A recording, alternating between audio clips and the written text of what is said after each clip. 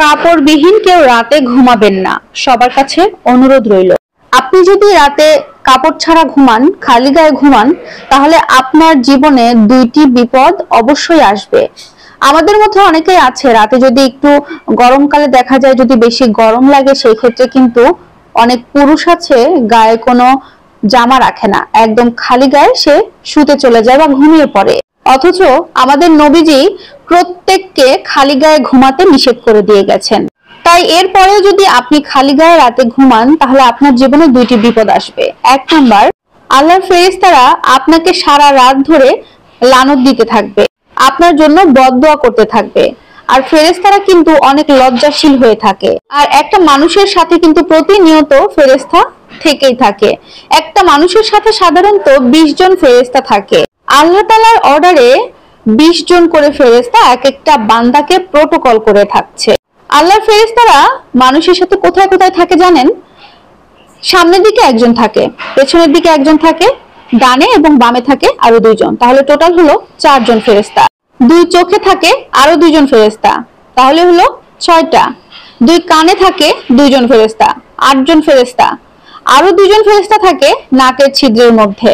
এই হলো টোটাল 10 জন ফেরেশতা। এই টোটাল 10 জন ফেরেশতা একটা বান্দাকে সকাল থেকে সন্ধ্যা পর্যন্ত একদম প্রোটোকলে রাখে, একটা বান্দাকে হেফাজতে রাখে।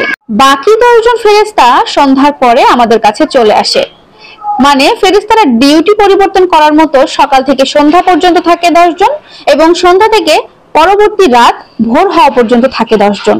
এই হচ্ছে টোটাল 20 জন ফেরেশতা একটা বান্দার সাথে সব সময় থাকে।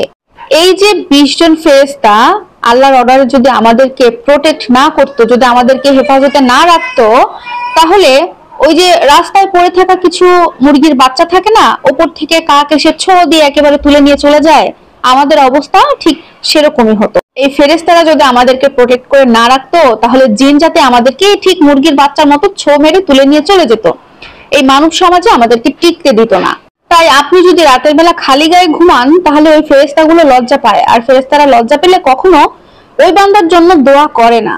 2 নাম্বার, যারা রাতের বেলায় খালি গায়ে ঘুমায় তাদের শরীরে বিভিন্ন ধরনের রোগ এসে বাসা বাঁধে, বিশেষ করে জিনের আসর লাগার সম্ভাবনা খুব বেশি থাকে।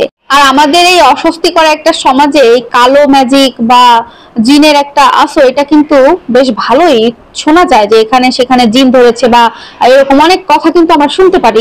তাই আপনাদের সবাইকে রিকোয়েস্ট, কেউ খালি গায়ে রাতে ঘুমাবেন না। এবং পাশাপাশি অনেকে কিন্তু সকালবেলা হাঁটাহাঁটি করতে যায় খালি গায়ে, এই ভুলটা কখনো করবেন না। খালি গায়ে কখনো বের হবেন না এবং খালি গায়ে কখনো রাতে ঘুমাবেন না।